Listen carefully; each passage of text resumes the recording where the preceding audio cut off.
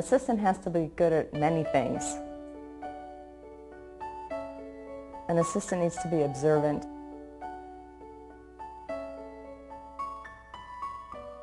You really need to be able to put others first, but not in a way that you sacrifice your own values or who you are. You have to be happy as a person who likes to help others, because there's not a lot of room for your own needs in the classroom. But if you enjoy working with children in that way, you can see that the way that you help set up the environment, the way that you help manage any disputes in the classroom or any problems in the classroom really does foster their development. And so it can be very rewarding in that way.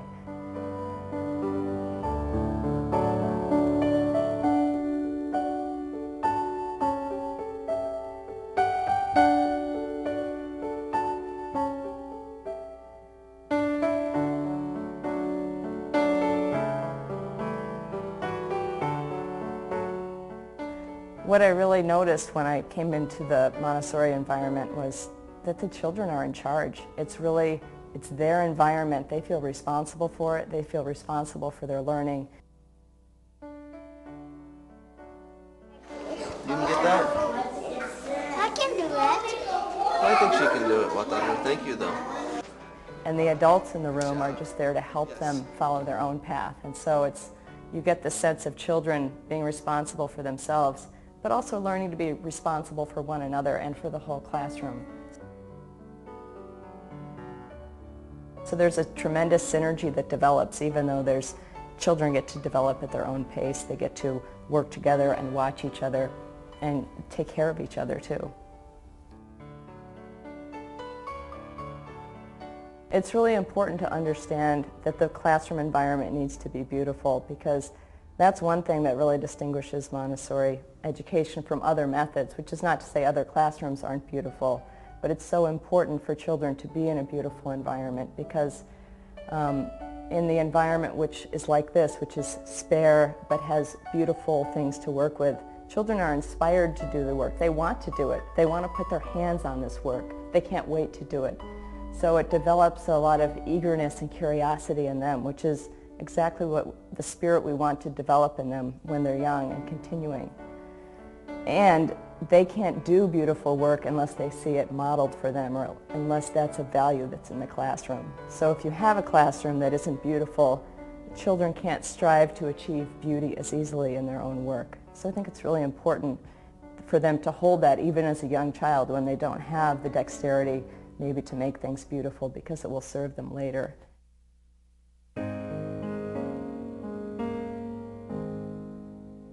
When I first came in the room, I think I made a pretty big statement, and the directors asked me to just sit back for a while and watch, and that was really helpful, because the room is really for the children. It's not for the adults. We're just there to help them get their work done. So I like to think of myself really almost as a wallflower, just kind of fading into the background. I don't want them to notice me when I'm walking around. I like to walk quietly, and I never talk to children when they are doing their work. I never want to interrupt them, because what they're developing at this age is a sense of concentration and focus, which they already have. But if you interrupt them, it takes away from the value they're getting from the work they're doing. So it's not fair to them. And if I don't understand what they're doing, or if I'm interested, I can always talk with the directress at the end of the day, and she can explain to me how to use it. So, and when I talk with children, I often will squat down so I'm at their eye level, and I speak quietly so that we don't disturb the rest of the children, but that they feel that they're getting the one-on-one attention that they need at that time. And then when the conversation is done, I'll stand up and they can move on to whatever next work they're going to do. And once you figure out the style of your directress, it's also good to know how you might complement that style for the children. So if you have a directress who is very fun-loving and kind of buoyant and big, children might appreciate you not being big in that way, having a big personality, but being quieter. Or if you have a director or directress who's very serious and focused, the children might like someone who's a little bit more fun-loving. Not that you'll get a lot of room for that in the classroom, but out on the playground or times when you can socialize more with the children. It's nice to have a balance for the children. I like to go around the room and look at all the shelves and take a closer look to see if things are getting dirty because they've been handled. Sometimes kids come in from the playground and don't wash their hands as they should, or things just tend to get dirty when there's a lot of use. So I like to do cleaning, and then that's a time when I can see, are we running out of things, say, for the practical life area for polishing? Is there enough polish? Are there enough cotton balls or things to polish with? How are the actual materials that they're polishing? Are they in good shape? Did something get broken and we didn't know about it until just now? So I want to make sure that the room is as beautiful as it can be. We like to keep it beautiful as if it's always that way, but really it starts beautiful and then you're always kind of lifting it back up to its beauty at the end of the day. And so for some of the writing shelves for the metal inset work, there might be paper, making sure the pencils are sharpened for the children, and just checking in other areas, even for the paper towels for children to dry their hand, or the bathroom stocked with toilet paper. Is there Kleenex out? All of these little things, if they come during the day and children don't have what they need, then it gets in the way of them being able to smoothly go about their work. So I really like to make sure the room is as perfect as possible before I leave. And that way when I come in the morning and the directress comes in and the children come in, we're ready to go. There's nothing left to do and we can start the day in a relaxed and positive way.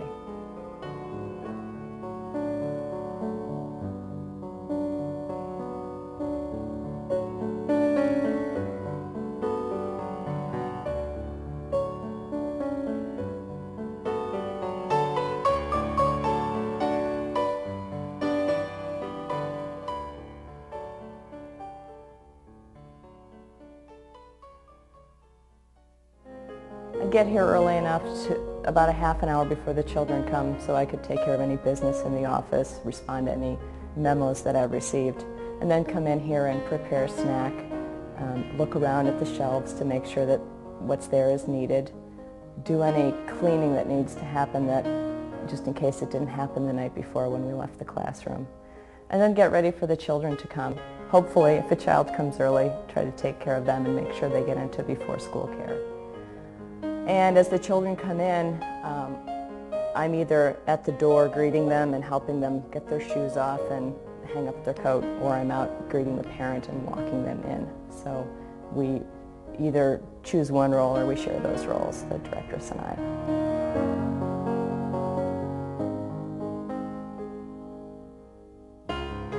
It's a good chance to get a read on the children and see, how is this child doing today? Sometimes you can tell immediately that the child is having a great day. They come bouncing in and they look great and they're full of energy. It's a good chance in the morning to just see where they're at. So if they come to you later in the day and say, I don't feel well, or I'm really tired, you'll already be sensitive to the fact that they came in that way. Whereas if you have a child that comes bouncing in and then 15 minutes later, maybe is feeling hungry, they want snack, that's a different situation. And then once the children get in the room, then I'm trying to keep a backdoor pace, not trying to tell kids what to do, but just watch and see what's happening and see where I can be useful.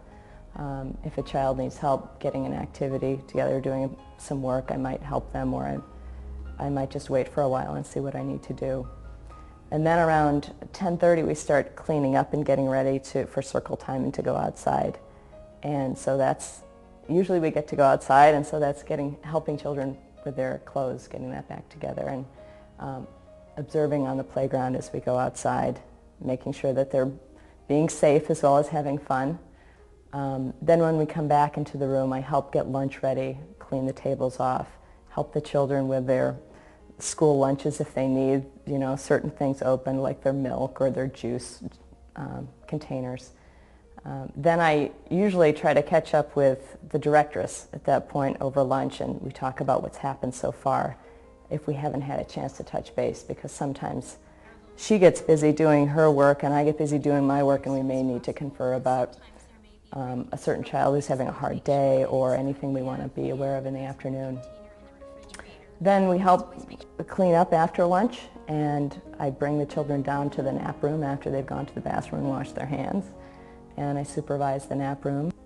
I either stay with the children if they're continuing to nap past the half an hour, or I come back into the room with them and continue assisting.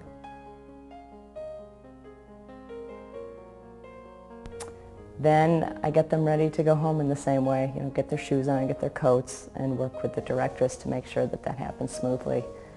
And if there's any administrative business from the office, make sure that notes go home with children or those things get handled. Help maintain the environment for the children. That could be the physical environment, making sure there are supplies on the shelves, making sure that things are available for the children, making sure snack is there.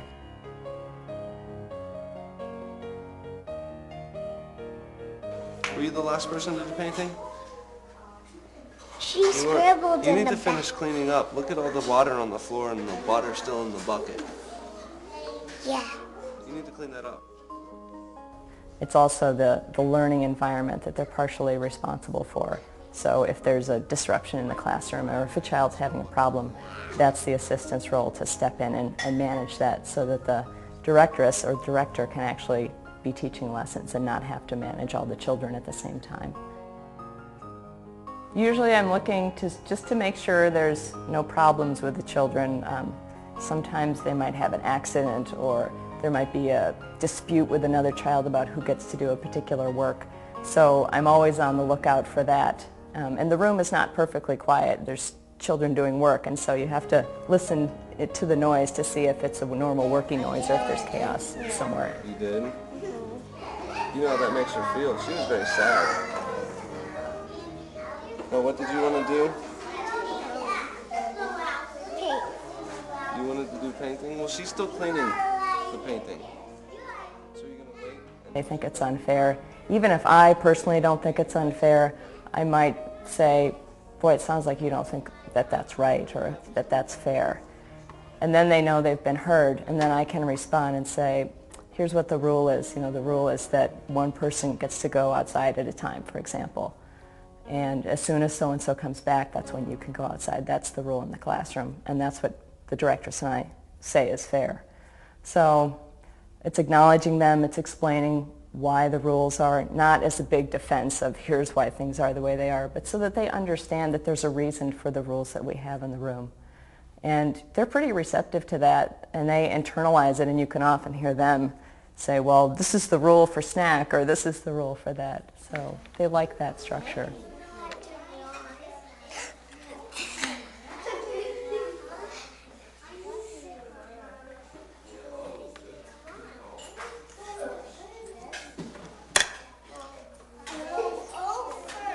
To do it again?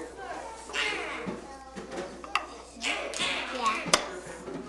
The role of the teacher, or the directress, that you're not the one leading all the time. It's that the children are really leading, and that they're all going at their own pace. And so somehow you lead this group of children through the year, and they're all going at their own pace, but there's also this synergy together because all of them are doing the work in the room, and they get to watch each other and they get to learn from each other. So it's really more focused on children than other methods, I think. Your work's not done? Why don't you sit at the table where your work's at and just rest for a minute? Maybe your stomach will stop hurting then. Well, you need to sit down in that chair. If you have workout, then you need to sit in that chair and just rest there. I'll come and check on you in a couple minutes. One thing you sometimes end up doing is children will come to you and say, I don't feel good, my stomach hurts, I think I have a fever. And there are some children who like that as a way to get attention, and there are some children who are truly not feeling well. So you have to make decisions about how to handle that. And you always take the step of seeing if their forehead is hot and perhaps taking their temperature, or you might encourage them to go to the bathroom or eat, ask them if they've eaten anything that day if they say their stomach's hurting, to try and troubleshoot it early. But you always have to be aware and responsible for their health. Or in the playground, if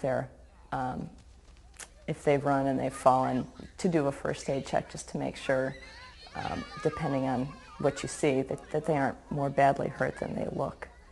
That's a really important safety issue for me, and children aren't always as sensitive to that as they need to be. They're pretty good about walking around each other's work, but sometimes they try to climb on the stool at the same time to get a drink of water at the drinking fountain, or might try to cut in front of line with each other no matter how much we try to structure it differently.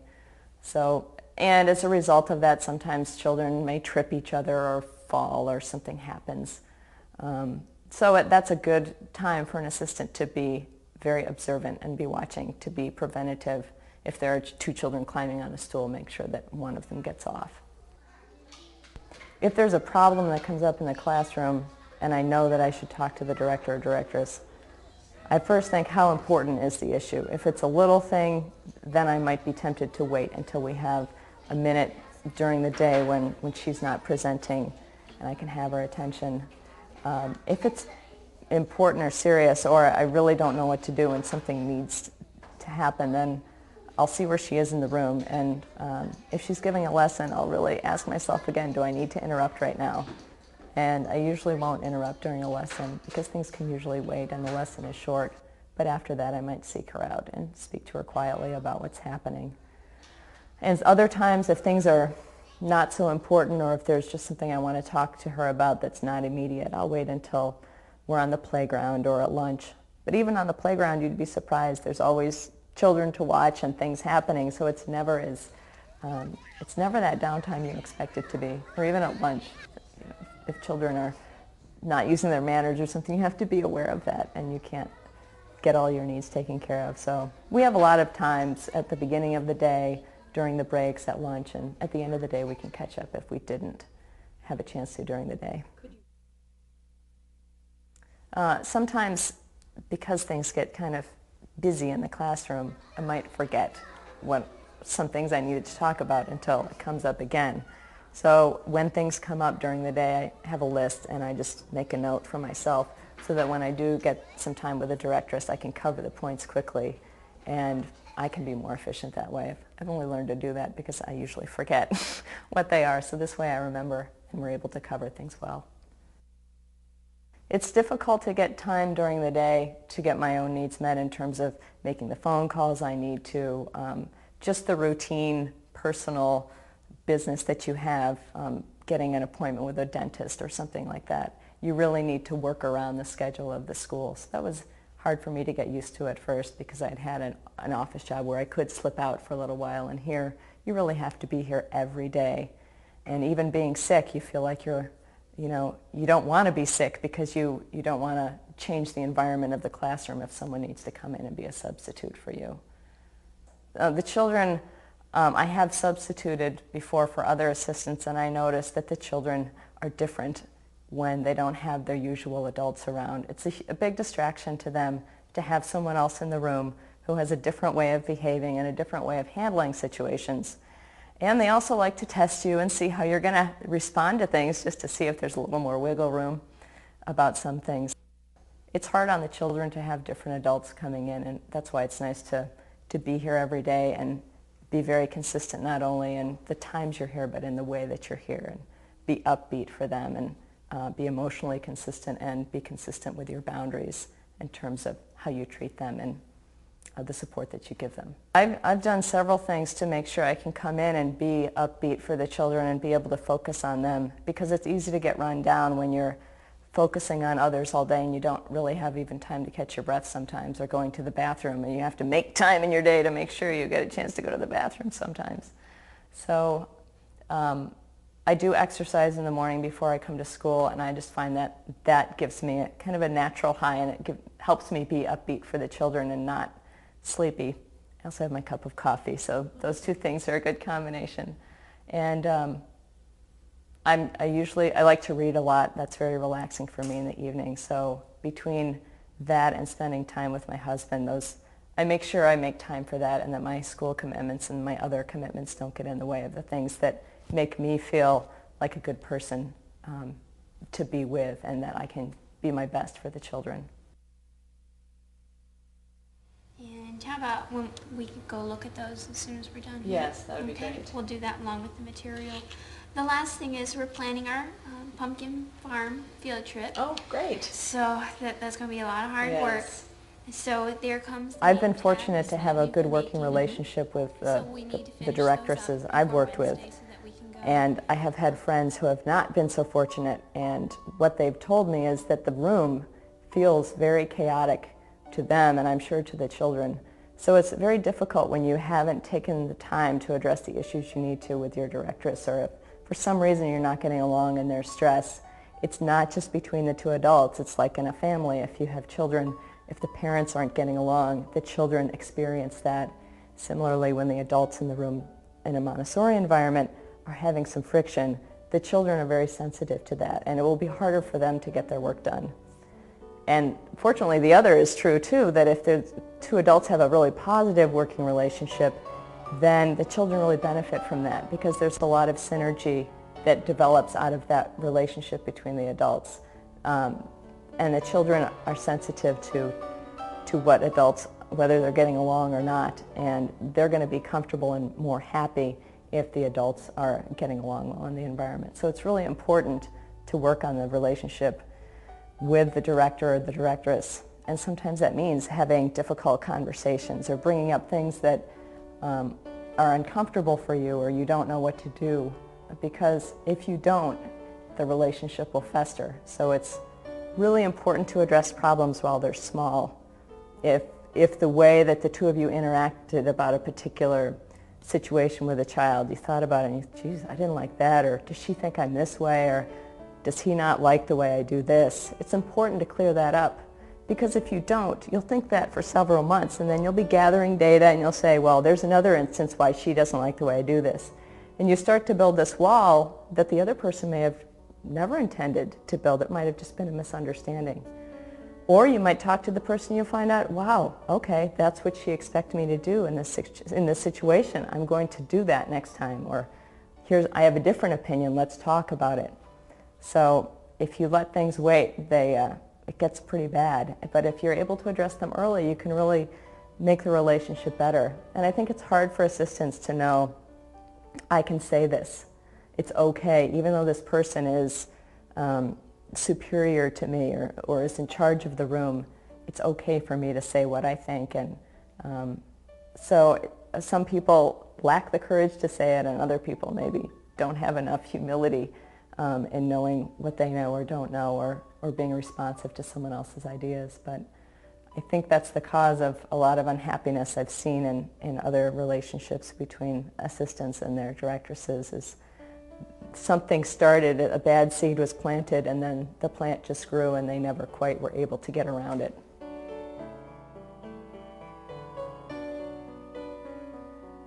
It's important to be optimistic and resilient, I think, because you might have a hard day one day. I had one day where a child decided she wanted to fall on the floor pouting at least 5 times, and it really started to get to me. And that's going to happen to you.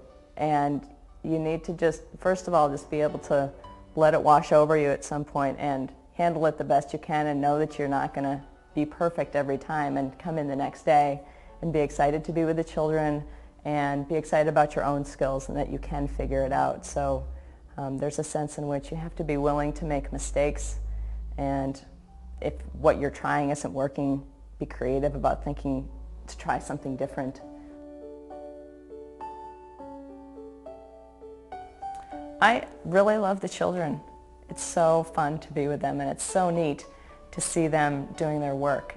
You can see that they really love what they're doing, and you can see that they change and become their best selves. I feel really powerful in helping these children become the best that they can be in this environment.